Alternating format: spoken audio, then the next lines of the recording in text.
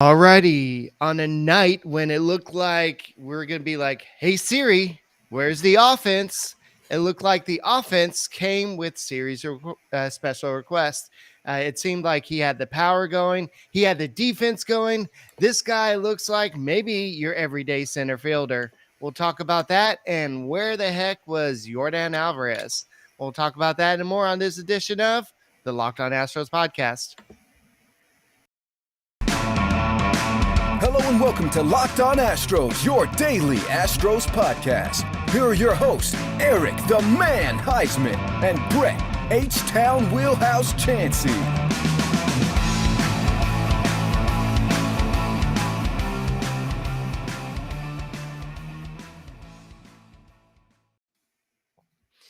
We are Locked On Houston Astros, and we hope that you join us for a daily Locked On Astros podcast. My name is Eric Huysman. You can find me on Twitter at Eric Talks Stros. Find the show at Locked On Astros, your team every day. Brett, where can I find you at? They can find me at H-Town Wheelhouse on Twitter and Instagram and at Stros411 on Twitter, Instagram, and Facebook. Always positive, always Stros. All right, this was a well-pitched game. I made fun of Madison Bumgarner, but he sure came out and he pitched his bum off in this game. And thank you for making the Locked On Astros podcast your first listen. Whether it's on YouTube, keep on subscribing. If you haven't subscribed, all you have to do is just go search us up on YouTube, Locked On Astros, and then go and hit their little red button that says subscribe, and then go ahead and give us a like while you're at it. And on your way to work, on your way home from work, just go ahead and listen to us on Apple, Odyssey, Spotify, wherever you listen to your podcasts. Check out the Locked On Astros podcast. And yeah, this was a game that was very frustrating and very awesome at the same time. It seemed like you had that error to lead off the game from Jose Altuve. Well, not from him, but the hit that Jose Altuve had. And you spoiled that. Then you had a whole bunch of hits throughout the game. Michael Brantley had a whole bunch of hits. And it just seemed like the Astros offense was going to go back to stranding a whole bunch of runners on base. And Jose Siri crushed that ball. Man, that was a blast, and he knew it. He did the whole bat flip and the stutter step, and this kid has got some excitement in him. It's like, woo!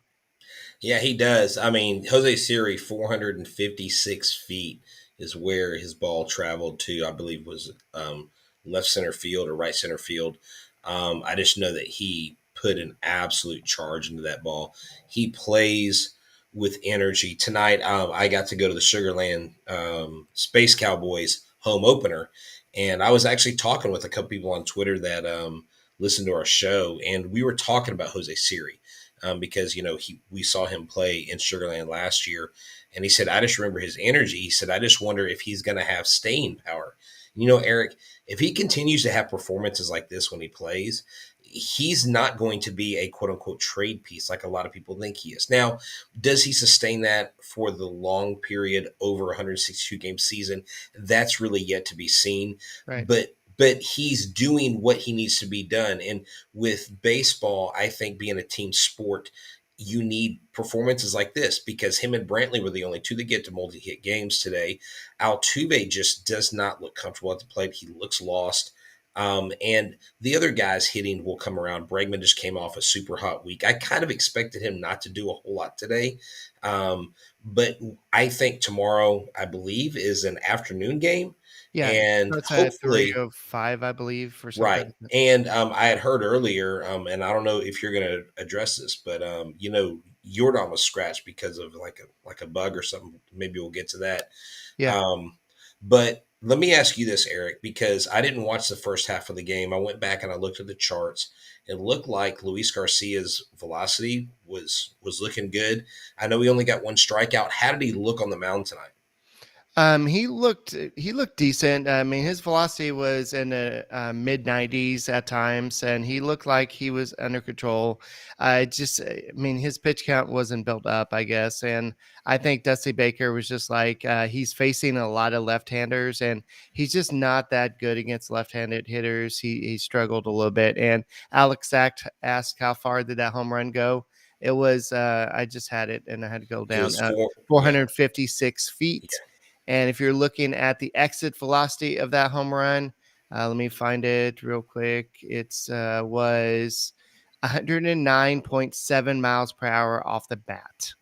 Yeah. That was a bomb, guys. That was a legit power, and Siri knew it. Everybody knew it, and it just was awesome. But no, Luis Garcia did good. I just think that he typically does not do well against left-handed pitch hitters, and the Diamondbacks stacked their lineup with a bunch of left-handed hitters, and so I just think that at 71 pitchers, Dusty Baker just decided to go to Brian Abreu, and Brian Abreu, where the heck did 101 come from?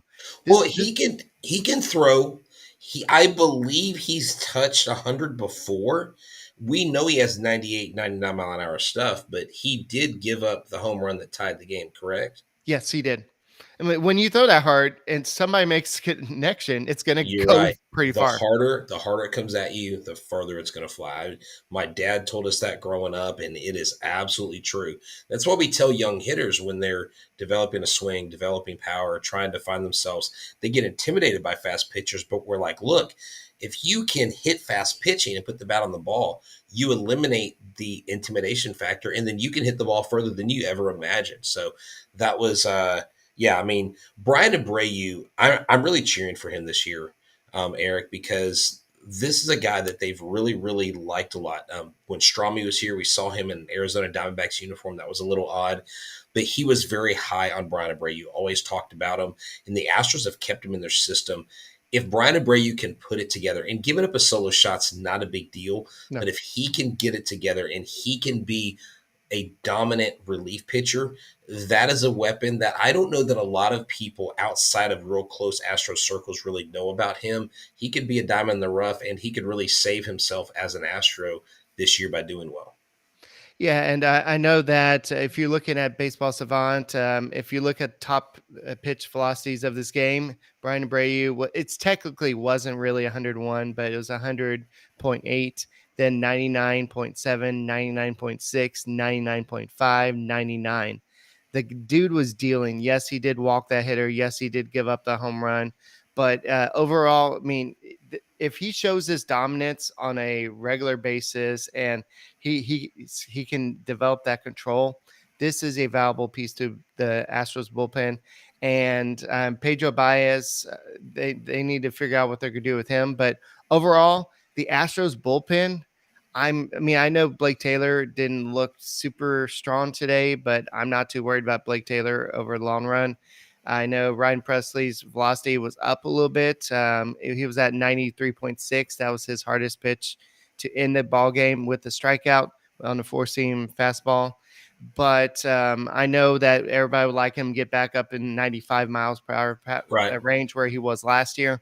But I still think that he needs some time to get there, and I'm not too worried about that. But overall, this bullpen did the job, and I know that you're saying, hey, if the Astros somehow lose, go ahead and say, hey Siri, where's the relief pitching or something. Right. But Yeah. Like, hey Siri, where's the bullpen? Because the bullpen's been excellent. And Abreu gave up the one hit, the one run. Blake Taylor gave up a walk. That was it. Maton walked. He had two strikeouts. Nery's is looking phenomenal with two strikeouts. But I absolutely love the fact that the only hitter in this lineup, Eric, to hit four hard hit balls was Michael Brantley. Not Yordan Alvarez, obviously not in the lineup. Not Alex Bregman, not Kyle Tucker, not even Jeremy Pena, or even Jose Siri, who had two. But Michael Brantley had four hard hit balls out of his five at bats with three hits, one RBI. And I mean, Brantley is just the consummate professional at the plate, and you love to see it. Jason Castro, I was literally typing last year. You remember Jason Castro had the late inning heroics? I mhm. was ready to tweet out Jason Clutchstro. And so I typed Jason in a tweet and I didn't type clutch. And then he grounded it out. And I'm like, dang it. I wanted to tweet that out I wanted Castro to get a late inning heroic moment. But the speed of Siri on the bases from second to home is just insane. When he got caught stealing earlier, I think he got a late jump, or that was just not a good pitch to run on. But his speed, dude, is really unmatched. with a lot of people. I mean, Jake Meyer, I think Chas McCormick and them, I think they're all kind of close. But Siri, dude, the enthusiasm he plays with and just the moxie he brings is perfect for this ball club. Yeah, the line out that Michael Brantley had to in the first inning was 100 miles per hour. Then he had a single in the fifth inning was 97.9. Then the single he had in seventh inning was 99.6. And Mm-hmm. then the game winner essentially was 96.1 miles off of Mark Melanson, former Astros great legend, whatever you want to call him. Yeah, the other, have you noticed how they're always like legend? It's like Abraham Toro, I'm making fun of Astros you legend. too because you always say legend, and so I'm making fun of Well, him. yeah, I do that because I mean, look, hey, um, Yeah. speaking of legends, Eric. Hey. Before we do that, I Yeah, wanted before we go away from the whole speed, you know who threw the since Statcast, who's thrown the hardest pitch in Astros history? the Since hardest Statcast. pitch since Stat. Okay, when did Statcast come out? You got to give me a year. Okay, I don't know. because I have no context. It's a recent player. It's It's a somebody that recent. likes to punch himself. Oh yeah, yeah, gosh, Ken Giles. Ken Giles in Okay. against the Texas Rangers in 2016. He threw 101.7, and then so that was the hardest in since Statcast came out in Astros Well, history. well, hey, speaking of that, speaking of throwing hard, I believe on May 23rd, we're going to have Jackson Ryan on. I'm going to do a special where we're going to talk about the new Nolan Ryan movie that's coming out. That's actually going to be released nationwide on May 24th. So the day before that's set to release, Jackson Ryan, the grandson of Nolan Ryan, is going to come on, talk about the film, talk about his grandfather and all that stuff. He actually just got hired as as one of the he's a scout. He's some sort of intern with the Kansas City Royals in their player development group. And so this kid's going to Mary Hardin Baylor. He's a good kid. Met him at Round Rock a couple of years ago. So we'll have him on to talk about the Ryan Express. You need to go ahead and give him a box of Built Bars for coming on. I do. And with that being said, Built Bar is their best tasting protein bar on the land. Oh my gosh, today I got these little miniature bites. They were puffs, but they were in half and they were basically like marshmallow peeps. I mean, it was phenomenal. I grabbed a couple of those before we went to the Sugarland Space Cowboys game. We had a blast doing that. And let me tell you this. Built Bar is the best tasting protein bar on the land, and it tastes just like a candy bar. It's wrapped in 100% chocolate. It doesn't have all the extra sugar and calories that you should not be putting in your body. Instead, it is packed with only 130 calories, 4 grams of sugar, 4 net carbs, 17 grams of protein. And again, the marshmallow puffs, those things are the only protein infused marshmallow on the market. They're fluffy, they're marshmallow, cinnamon churro, coconut marshmallow, banana cream pie. I mean, the sky's the limit. The flavors are phenomenal. They've got strawberry, mint brownie, chocolate chip, coconut almond. I mean, I could go on and on, but this is what you need to do. And I know you've heard me say this before, but I want you to actually go to built.com, use a promo code LOCKED15 and get 15% off. Get 15% off your order at built.com using the promo code LOCKED15 for 15% off. Built Bar, the best bar in the biz. All righty. It seems like today is the Michael Brantley is the underrated, one of the most underrated players in baseball. And I really think that he's not underrated. I think people think that he's really great. It's just Well, he's on a team with a bunch of good players and he's kind of underlooked maybe. Well, I think okay, so in this conversation underrated, you have to I have to see what your definition of underrated is. I think underappreciated. I think people recognize that are in baseball circles recognize that he's a great hitter. I mean, hitting 4 years in a row over 300, no one else has done that. And I think they recognize that, but the casual fan, the average fan may only know Michael Brantley by name and not know how great he is at the plate. So maybe underrated is the right thing because he's you look at Tim Duncan in the NBA when he was a superstar. He was one of the best players in the NBA. No one really talked about Tim Duncan. He didn't have pizzazz. He didn't have that magnetic. He wasn't like Magic Johnson, flashy. He wasn't like Michael Jordan. He just played his game and he was quiet and he was humble about it. That's what Brantley does. He's quiet. He's a quiet leader and he kind of levels everything out. He levels the spark plugs in the clubhouse and keeps them going. I think underrated is a good word. I think underappreciated too, because when he's gone, we're gonna realize like how great he was. I mean, I think we do, but we won't really understand it fully until he's no longer an Astro. And I hope he stays for another couple of years, to be honest. All right, so I know everybody's talking about Brian Abreu. Maybe he shouldn't have been stretched out for the second inning, but he was a former starter. This is a guy that, along with Christian Javier, that the Astros are thinking can be a multiple inning pitcher, and especially when he's throwing at gas. All gas as no brakes, as Alex would say. You definitely want to leave him out there. And if you look at that home run that he gave up, the exit velocity on that home run was 106.7 miles per hour off the bat, a launch angle of 26 degrees, and it went at 408 feet. And the expected batting average was 980. So I think it was going to go out of most ballparks. And that pitch was 98.1 miles per hour. So you took a little bit off of that one, and Walker just caught up to it. No, yeah, I mean that is a spacious ballpark. That's actually one of the few ballparks that I've been to. Eric, that place is huge. I mean, it really is like the Grand Canyon out there, and the stadium is massive. I mean, the field looks like it never ends. And I, like as an outfielder, I would get winded just looking at the back fence. So that's one of those ballparks. Plus, you had the roof open. I don't know if that affected anything. Maybe if it was closed, maybe the ball goes out. But it is a dry heat, so there's really not a lot of humidity to play into that.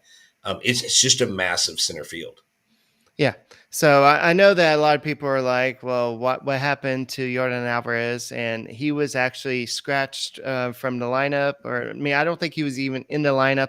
I think that Dusty Baker came out and said, yeah, he's unavailable today. He's under the weather. And we also have a couple coaches under the weather, and we got a little bug going around. And I'm so glad that when we say the bug, we don't have to say the word corona Right. anymore. Yeah. It's like Exactly. a flu. It's something that Verlander possibly had. But yeah, the Astros were without their big left-handed power bat in Alvarez. And what's good about the new rules is that even if he was healthy and feeling good right now, they can actually play him because every team has the DH, and they don't have to worry about playing him in left field, even though he knows how to play left field now. But Alvarez was out of this game. They knew that, and that opened up the opportunity for Jose Siri to play. And I think that Jose Siri did. I mean, I know Alvarez wasn't going to play center field, but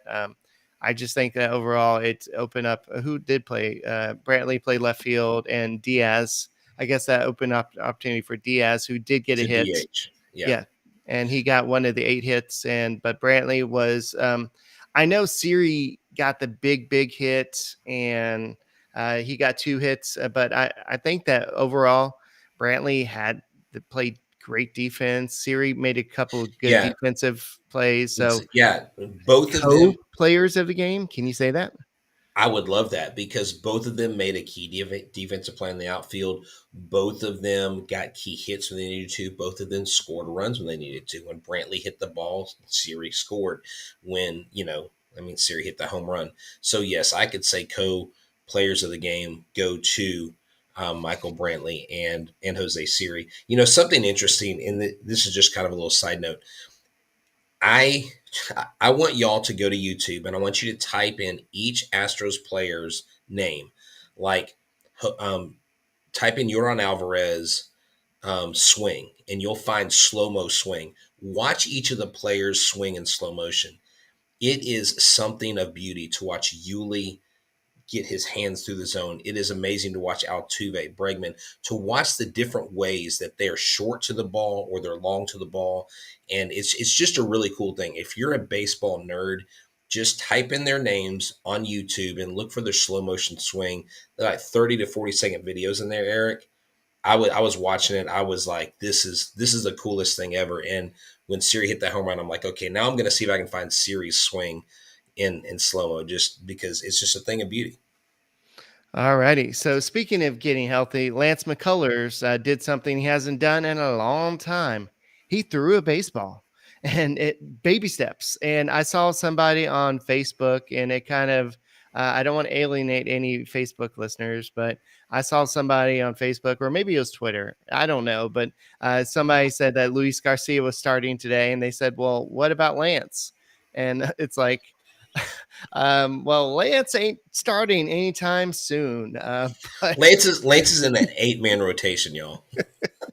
so, but McCullers threw 25 times from about 60 feet away, and this was a important first step. And he kind of described it as off-season buildup. This is something that you do, like you start playing catch in December, maybe early January. You start talking a mid-February camp. And it's something that you're going to start doing with your arm to build up for spring training. So he is nowhere near reporting to West Palm Beach to get going. And remember that he strained his flexor during the American League Division Series last year.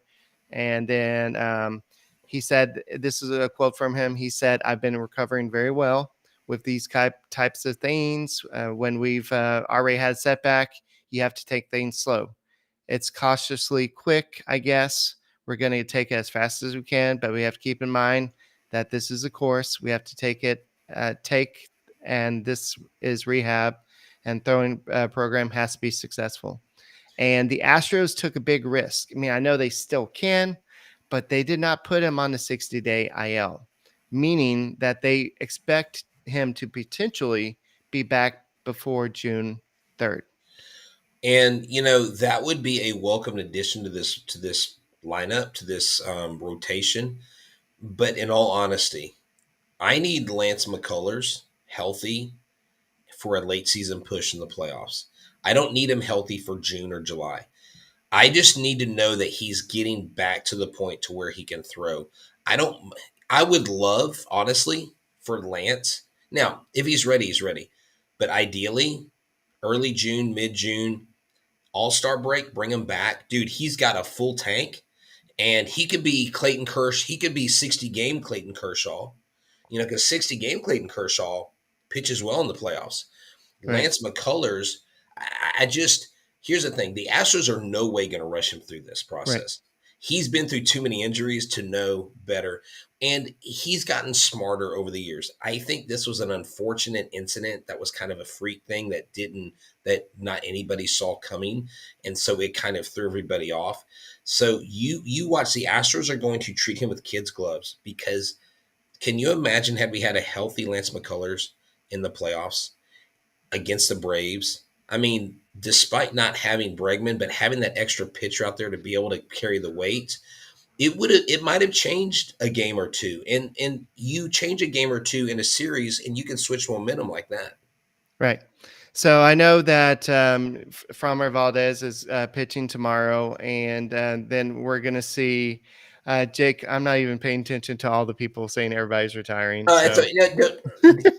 It's just side conversation. People listening can't see it. Don't worry about it. All right. So Dusty Baker said that Jake Odorizzi is going to pitch on Friday, and Justin Verlander will go on Saturday. So I think Justin Verlander is going to go with the flow this year. He's going to be like, you know what?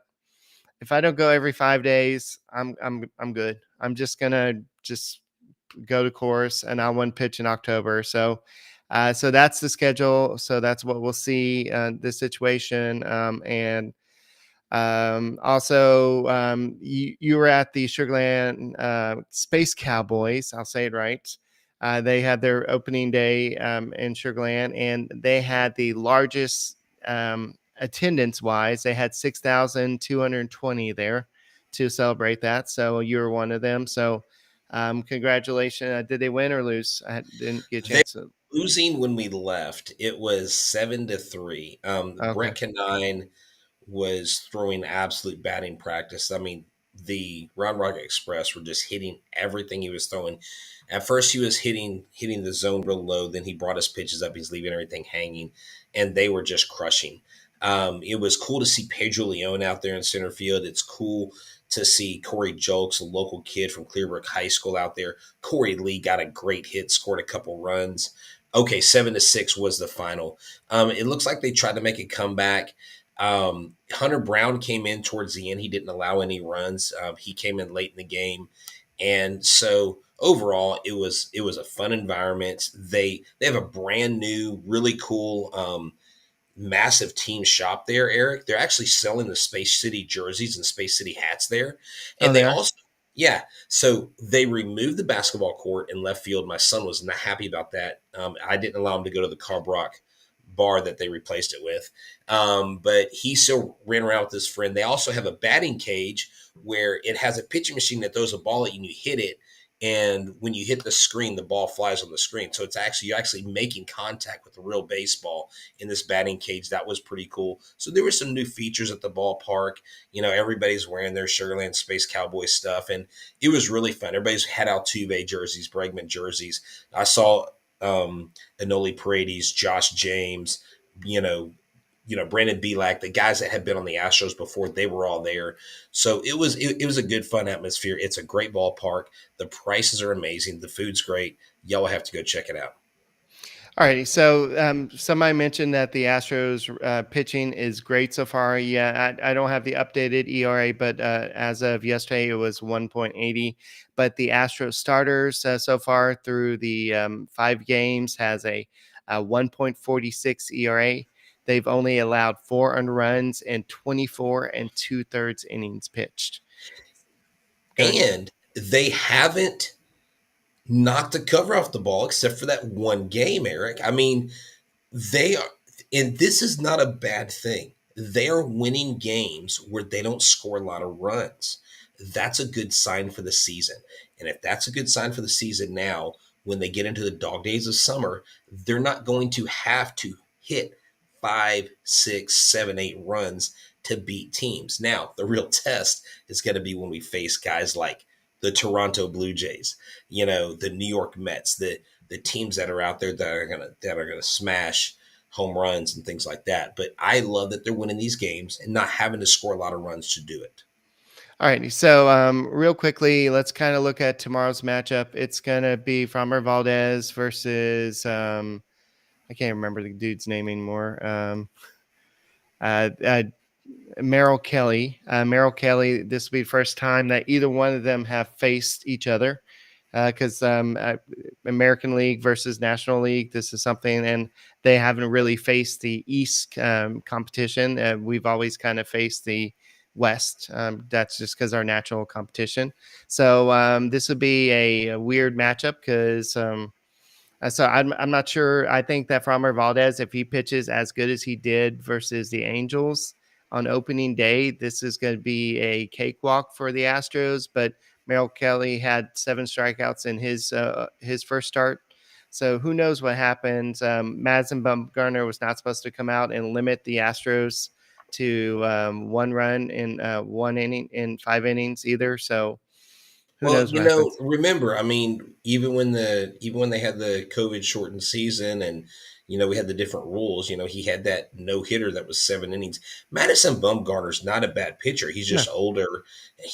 But I mean, he came out and he was kind of old school Mad Bum. I mean, the guy's a workhorse, and you're going to get quality out of someone like that who is a veteran. I don't know that we face them, but I would really love to see a game where we face Zach Greinke. I Yeah. would love that. I'm sure we will. I'm sure we're gonna play the Royals sometime this year, and I'm sure we'll face them. So, I don't want to spend a lot of time with this, but I have to address this. Somebody mentioned on Twitter that they hate Jose Altuve, and Steven Souza came out and said, "Why do you hate him? He's such a good guy, and most of the guys on the Astros team." So this way he said, I know you don't want to hear this, but those Astros guys are actually some really good human beings over there. Then somebody replied, but they're cheater. They're cheaters. They all cheater. Blah, blah, blah. And then he says, I'm not going to get into all that, but you should know that if you think Houston was the only team with a sign stealing system, you're dead wrong. And then and somebody asked, well, did other teams use technology like Houston and Boston? And he replied, yes. And then somebody said, well, but were they the only ones cheating in the 2017? But they were the only ones cheating in the 2017 World Series. Content matters. And he said, Steven Souza said, 100%, absolutely. But they were not the only team in 2017. I can promise you that. And then somebody else said, well, at least that means that one of the teams, the Nationals, the Rays, the D-backs, the Cubs, the Dodgers, or Mariners was cheating because those are teams he's played for. And he said, no, I'm not even talking about the teams I've played on. I'm talking about more than half of the league. Yeah, and this is not anything that is new or should shock anybody. If people act like what Steven Souza Jr. said today is groundbreaking or new information, then they A, have no pulse, or B, they've been living under a rock, or C, they're ostriches with their head in the sand. It's absolutely asinine for people to be shocked by information like this because, Eric, the bottom line is this. Teams, we know all these teams have been out here cheating and doing stuff. And one person put it best. It's this. She's a West Coast fan, but she roots for the Astros. She really likes, Alex Bregman. She goes, Astros fans. Well, every team cheated. Other teams' fans, we want proof. MLB players, every team cheated. Other teams' fans, not that proof. We want other proof. And it doesn't matter what you say. It doesn't matter what I say. It doesn't matter. You could get a confession list of 100 MLB players from other teams saying, we know these other teams are doing it. And the fans that hate the Astros would still hate the Astros. The Yankees fans and the Dodgers fans are still going to complain. Brian Cashman is still going to blame the Astros for not winning a title since 2009. The Dodgers are still going to gripe and moan, and I want to cuss now because I get so mad talking about it. The Dodgers can't even focus on their own 60-game title. They have to focus on ours. They also got cheated on by the Boston Red Sox. So I don't understand. Everybody's like, oh, wow, this is so cool. Steven Souza is supporting the Astros. Well, no crap, dumb butt, because the Houston Astros weren't the only ones. And just because we say that, it doesn't mean we are okay with cheating. But to act like the Astros are the only team that did it, you've got to go play checkers because this is chess. Baseball's a thinking man's game. Go watch wrestling. Guess what? It's fake. Oh, okay. Sorry. Well, hey, I'm just saying, man. I'm just spitting facts here. I'm just like everybody going, oh my God, look at these players coming out. No crap. Everybody knows this. It's like telling someone the sun's gonna rise in the morning, and they go, "Oh, really? It rises in the morning?" Like, get the freak over it. 2017, we're still champs. Suck it. Yeah, and the Astros can only do what they've been doing over the past 5 out of the last 6 years. Go to the ALCS and just do what they do. Exactly. So. We are the standard. Nobody else has gone to 5 straight ALCS but this team. The Astros are still winning. The Astros are still on top, Eric, and we haven't even stopped. I know they say the window's closing. With who? Maybe the Blue Jays?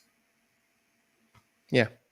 So anyway, but I know the Astros are 4-1. The Diamondbacks are 1-4 now. The Diamondbacks have one of the worst batting average in baseball. The Astros have one of the better ERAs and pitching staff in baseball, and they have timely hitting. Their batting average is not quite there yet, but they're still up there in terms of home runs. We'll see how it all levels off as the season goes on. But I'm excited about this. I'm excited about the start, and then we're going to face a team that can't seem to get a win right now, and the Mariners coming up pretty soon. So that's all we got for this edition of the Locked On Astros podcast. Make sure you tune in after every game, and I think we're going to have Millard on with the Locked On Diamondbacks podcast tomorrow to recap the whole series, the 2-game series. So check us out and go Stros, and make sure you subscribe to us on YouTube, and we'll see you tomorrow.